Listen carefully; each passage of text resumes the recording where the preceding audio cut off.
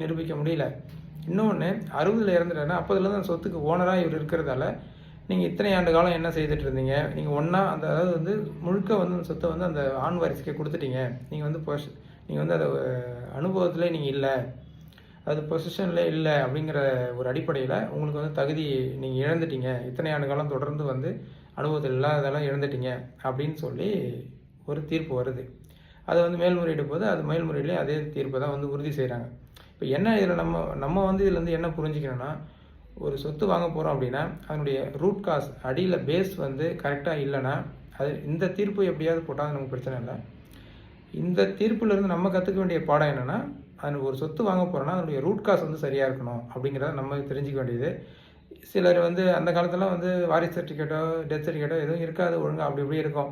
அதில் முடிஞ்ச வரைக்கும் வந்து நம்ம வந்து அந்த அக்கம் பக்கத்தில் விசாரிக்கிறதோ இல்லை சர்டிஃபிகேட்டை வந்து வாரிசு லீகலு அதில் வந்து சரி பார்க்குறதோ இதில் வந்து எந்த சிக்கலும் இல்லாமல் இருந்தால் நல்லது.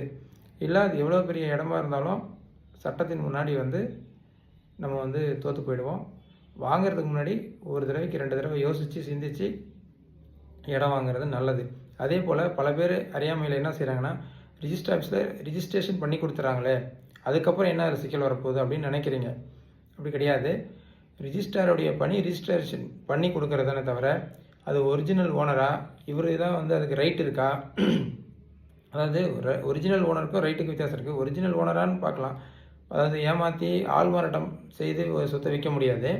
ஆனால் இந்த சொத்துக்கு வந்து இவர் தான் வந்து உரிமை உடையவரா, இல்லை லீகலி வந்து வேற ஒருத்தங்க உரிமை இருக்கா அப்படிங்கிற வந்து சட்ட சிக்கல் வந்து இவரால் வந்து தீர்க்க முடியாது. அதாவது வந்து டைட்டில் ரைட்ஸ்னு சொல்லுவாங்க. அந்த டைட்டில் வந்து யாருக்கு இருக்குங்கிற அதிகாரம் வந்து ரிஜிஸ்ட்ரார் கிடையாது.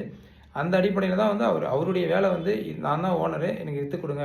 ஆள்மாறாட்டம் பண்ணி விற்றா தப்பு, அது வந்து கிரிமினல் குற்றம், அஃபென்ஸு.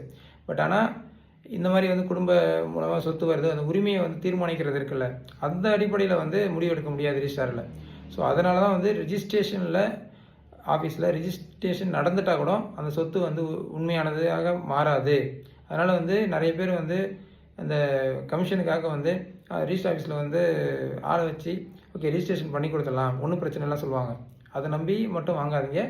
ரிஜிஸ்ட்ரேஷன் நடக்கிறதுனாலேயே ஒரு சொத்து வந்து வழக்கு இல்லாத சொத்துன்னு அர்த்தம் கிடையாது. ரிஜிஸ்ட்ராருடைய வேலை ரிஜிஸ்ட்ரேஷன் பண்ணி கொடுக்குறது, அவர் சட்டம் கொடுத்துருக்க பணி அதான். அதனால் அவர் வந்து நீங்கள் சொத்து கொடுத்தா ரிஜிஸ்ட்ரேஷன் தான் பண்ணி கொடுப்பார்.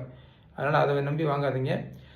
இதில் வந்து உங்களுக்கு வந்து வேறு ஏதாவது இந்த மாதிரி ஒரு குடும்ப சம்பந்தமான கேள்விகள் ஏதாவது இருந்தது, ஐயம் இருந்ததுன்னா நீங்கள் கமெண்ட்டில் சொல்லுங்கள்.